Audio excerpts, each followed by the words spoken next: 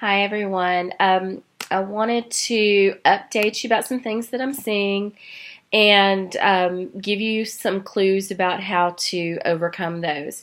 I am finally getting caught up on my grading. I apologize. As you can tell, I've been sick and life has thrown me some curveballs these past couple of months. Um, I'm still seeing some of the same things. The spell check, grammar check. That's a necessary.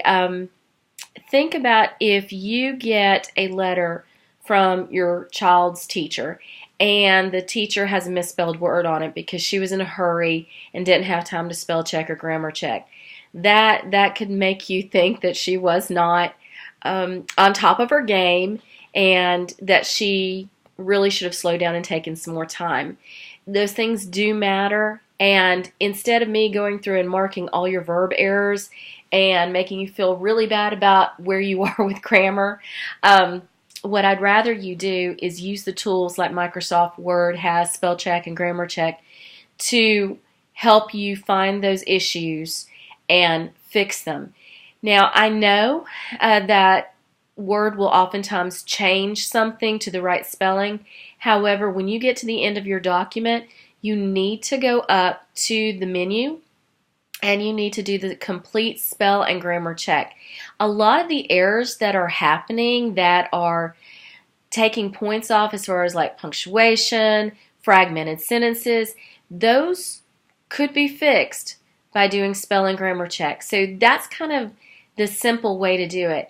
And a document that hasn't been spell checked or grammar checked, it's difficult to go through and read when that's your focus and you have to deal with those errors and you can't really get past that into the content. So please spell check and grammar check, and someone's coming down the stairs right now. So anyways, let me also talk about thesis statement because I think we've still got some struggles with that. Everything you need to know to build your thesis statement, it is in your prompts. So looking at Essay Test 2 prompt, the prompt says, compare and contrast Ellison's view of the South with Faulkner's view of the South in Rose for Emily. So you know that your purpose for writing is to compare and contrast. Now, it goes on to say, you may choose to examine literary elements such as character development, point of view, setting, and or symbolism. You can do all four, but at the very least you need to choose three. So your purpose is that you're writing a comparison contrast and that you've been given several ways that you can prove your claim. Now, and it also says, remember, each element must be linked to the author's view of the South. So, for instance, when you're building your thesis statement, which is generally going to come at the end of the intro paragraph, it might be something like this. Faulkner and Ellison stories are very different. However, their views of the South have much in common, as can be seen through, number one, point of view, number two, setting, and number three, symbolism. So, see, I've got everything that I'm going to use to prove my claim in my prompt. I don't have to come up with anything new. You definitely make it sound better than I did. That was off the top of my head. But what I'm saying is, you're not having to come up with anything new on your own. What you're having to do is take the elements that are given to you in the discussion prompt, or I'm sorry, the essay prompts, and build your thesis statement with your own author's voice. What I'm seeing is most of you are forgetting those three things. You're writing a claim, but you're not telling me how you're going to get there. And if you're confused about that, again, the prompt is going to tell you exactly what you need to write about. It also tells you, hint, 5-paragraph essay. If you want to write more than 5, please do. I don't want you to think that essays are constrained to 5 because they're not. It's just you've got to get down the basics and be comfortable with it, and then you will be able to start adding in some more from that. And then it breaks down one paragraph doing one element, another paragraph doing another element, and a third paragraph doing another element. I think y'all got that down. That part on that essay you really had down, but you've got to put that into your thesis statement.